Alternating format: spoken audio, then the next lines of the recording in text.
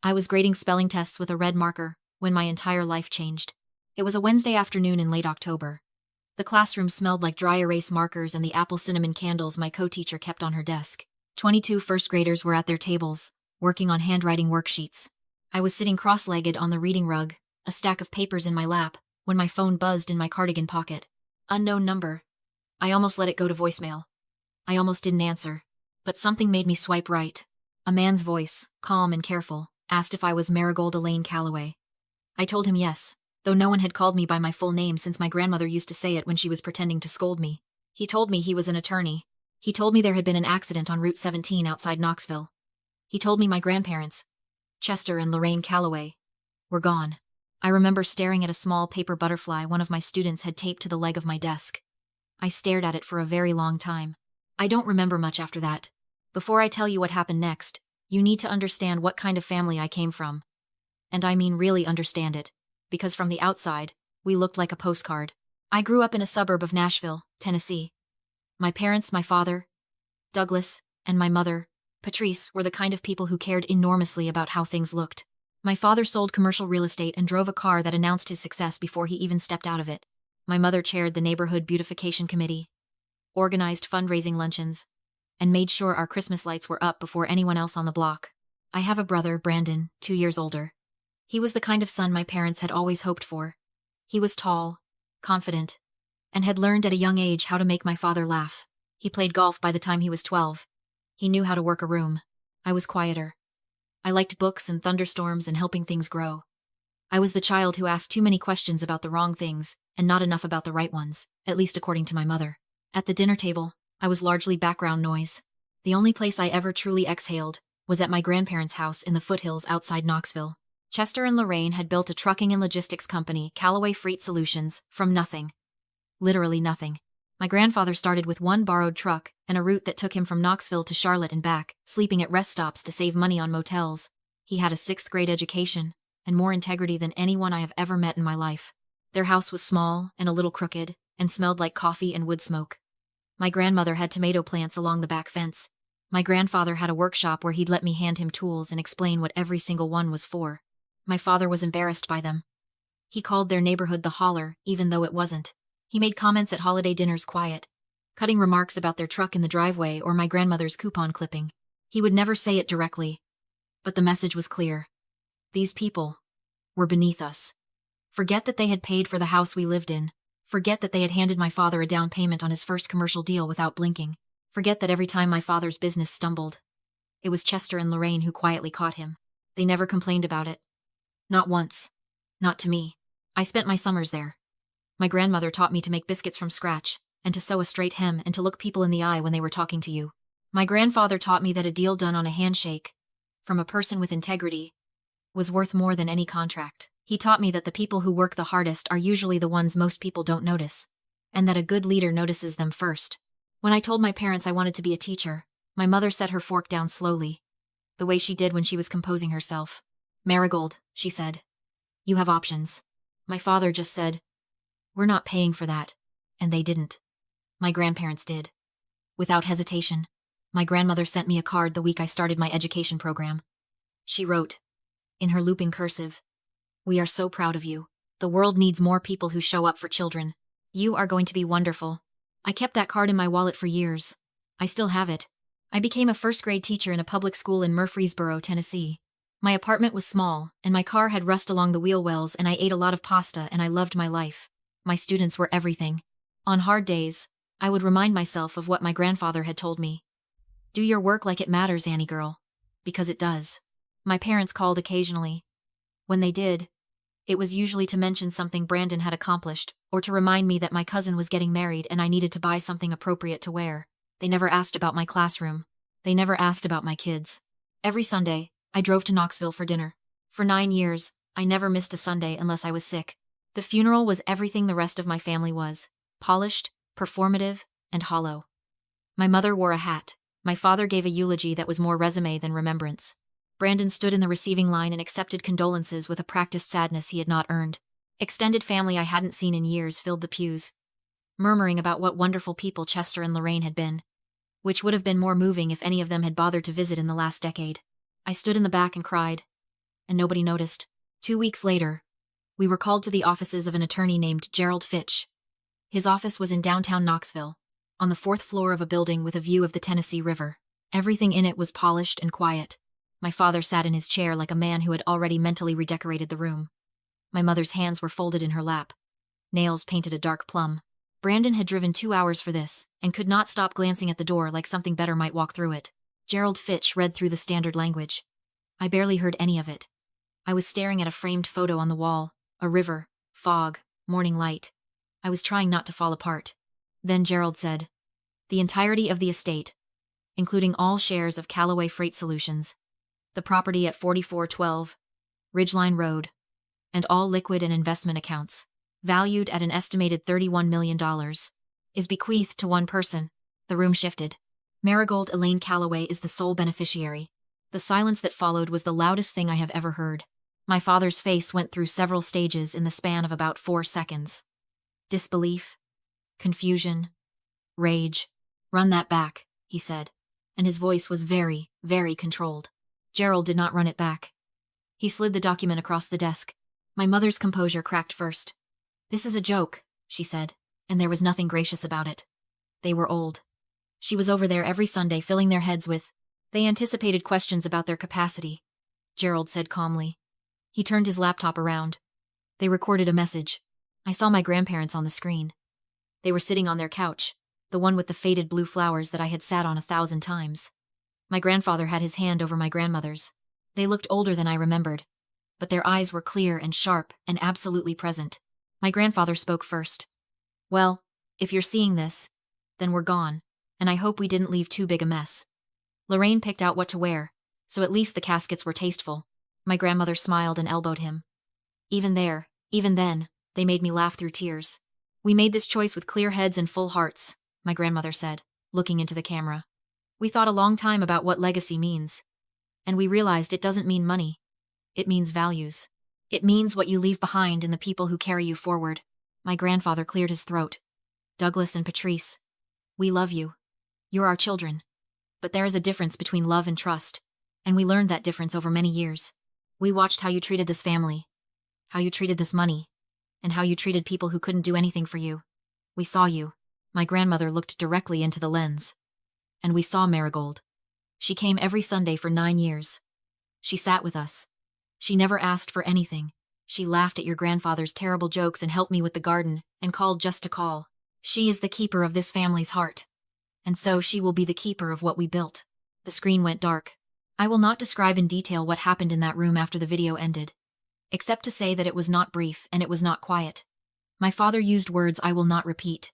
My mother wept in a way that had nothing to do with grief. Brandon looked at me with a contempt so pure it was almost clarifying. They summoned me to my parents' house that evening. I went, because some part of me still believed there might be something salvageable. There wasn't. My father had paperwork drawn up. A transfer of administrative control. They would manage the estate.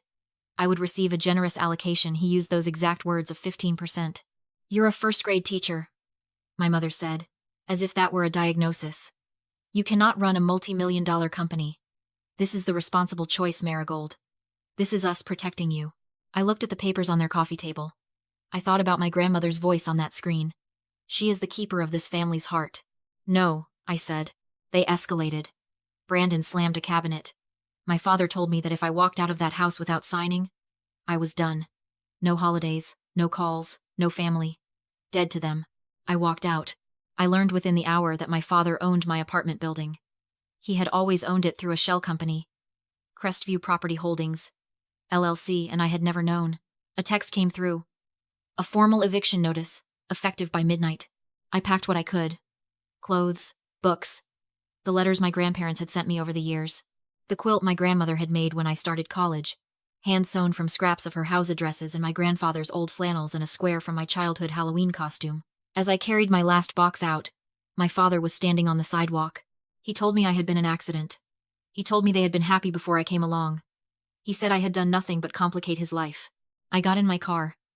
I drove toward Knoxville. Gerald Fitch was on my grandparents' porch the next morning with 2 cups of coffee and a bag of biscuits from the bakery in town. He'd tried my phone all night. When I didn't answer, he said, he'd figured I'd ended up where I belonged. He came inside and sat across from me at the kitchen table and told me what my grandparents had spent the last 4 years building. A folder. Then another. My grandmother's journals. Documenting every loan my father had taken and never repaid. Every time he had called them fools behind their backs. Every time my aunt had cried poverty and then posted vacation photos on Facebook. Copies of a $240,000 loan to my father, co-signed by my grandfather 5 years ago, that had never been paid back, and that my father had been hiding from his own business partners. And then Gerald opened his laptop and showed me the security footage. 2 days after the funeral, my father and mother had let themselves into the house with a spare key. On camera, my mother went straight to the bookshelf in the hallway, slid out a false-backed panel, and opened the small fireproof lockbox behind it. She took out my grandmother's pearl earrings, the garnet brooch she wore every Christmas, a gold locket that had belonged to my great-grandmother. My father stood at the window with his arms crossed. My grandparents had installed the system specifically because they were afraid of exactly this. They had thought of everything. Medical certifications confirming their full mental competence, signed within 6 months of their passing. Affidavits from their pastor, their doctor, their neighbor of 31 years. They had built a fortress, and then they had handed me the keys. Over the following days, they came the people my grandparents had trusted. The ones who had been quietly standing by, waiting to help. Dolores, my grandmother's best friend of 40 years, who brought a second journal and enough casserole to feed a small town. Hector, who had worked in my grandfather's fleet garage for 22 years, and had heard my father on the phone one afternoon screaming that my grandfather was a stingy old man just waiting to die. Warren, my grandfather's business partner, who spread the financial records across the kitchen table with quiet fury. And Judge Sandra Beaumont, who had grown up down the road from my grandparents and who showed up in a blazer and said, simply, "Chester called in every favor I owe him. Let me return it." When my father, mother, and brother arrived the next morning expecting to find me alone, expecting to find me small, they found that kitchen table full of people. They found a retired judge. They found a former county sheriff deputy who was now a neighbor and a friend. They found the business partner with the financial records laid out in neat, devastating order. My father tried his usual performance. He pointed at me and called me manipulative. He called it a circus. Gerald let him finish. Then he turned on the laptop. They watched themselves on the security footage. My mother went perfectly still. Warren placed the loan documents on the coffee table. The room was quiet. The kind of quiet that settles over a place when everyone in it knows that the argument is over. I looked at my father. For the first time in my life, I saw him clearly not the authority figure I had spent 30 years trying to please, but a frightened, greedy man who had never once asked himself what kind of person he was becoming. "You didn't come here to protect me," I said. "You came here because you were afraid I would become someone you couldn't control. You spent my whole life making me feel like I wasn't enough. But the two people in this world who knew me best, who watched all of us for 50 years, chose me. That has to mean something to you. Even if you'll never say it out loud." My father had no answer. My mother was crying in a way that, for the first time, might have been real. They left. The door closed behind them. The room exhaled. The months that followed were full. Gerald guided me through the legal process with patience and precision. Warren taught me the logistics company from the ground up. Not because I was going to run operations, he was more than capable, but because my grandfather had always believed that a leader who doesn't understand their people's work can't truly respect it. I learned what it meant to manage a fleet. I learned what it cost a driver to spend a week away from their family. I learned why my grandfather had always kept a coffee pot on in his office and an open-door policy. I found, in the files, something my grandparents had been quietly drafting for 2 years. The bones of a foundation. The Chester and Lorraine Calloway Community Fund. Their vision was specific and unpretentious. Scholarships for first-generation college students in rural East Tennessee. School supply funds for underfunded classrooms across the county. A dedicated grant for after-school arts programs. I put $8 million into it in the first year. I kept teaching. I want to be clear about that. I kept showing up every morning to 22 first graders who were learning to read and learning to share and learning that school was a place where someone was glad they came. My wealth changed what I could do for them, but it did not change why I was there. When a child came to school in shoes that had worn through at the toe, I could do something about it. When a student showed a gift for music and her family couldn't afford lessons, we could change that. The money was not mine to keep. It was mine to move. I live in my grandparents' house now. It still smells like wood smoke and coffee. The tomato plants come back every summer.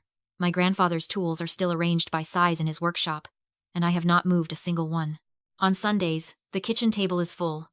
Dolores, Hector, Warren and his wife, Gerald, who has become something close to a surrogate uncle, teachers from my school, neighbors, a rotating, Chaotic, deeply imperfect collection of people who loved the same two people I loved, and who chose to keep showing up for each other after they were gone.